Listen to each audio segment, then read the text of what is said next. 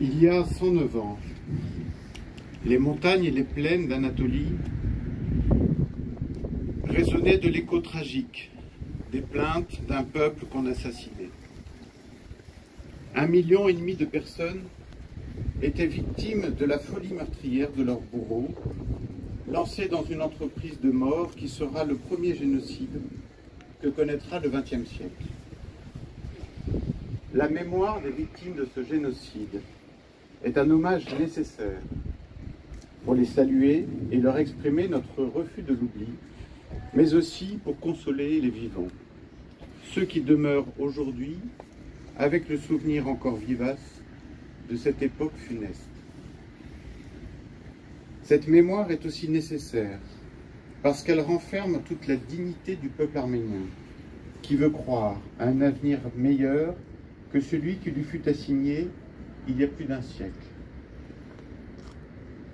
C'est parce que la France partage avec l'Arménie cette croyance en un avenir fondé sur les valeurs républicaines et le triomphe des idéaux des Lumières que nombre d'Arméniens, rescapés du génocide, débarqueront dans le port de Marseille avec l'espérance de lendemain qui chante, de jours heureux.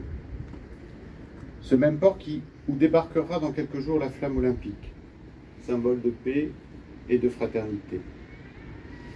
Ce même port de Marseille qui accueilla en septembre 1924, il y a un siècle, un orphelin du génocide qui a appris à aimer la France dans les pages des livres de Victor Hugo et dans les vers d'Arthur Rimbaud.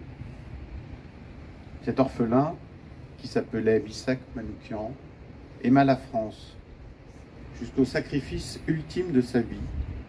Et c'est ce destin d'un Arménien devenu français de préférence, comme le chanta Léo Ferré, que la République a honoré en le faisant entrer avec ses frères d'armes.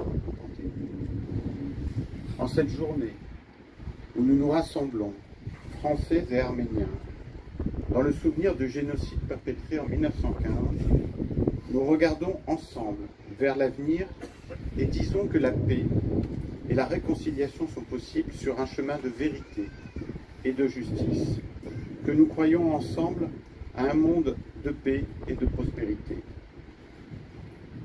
Cette croyance en un avenir qui sourit aux femmes et aux hommes de bonne volonté est un combat universel que la France mène avec ardeur, parce qu'elle est au cœur de ce qui fonde la fraternité humaine.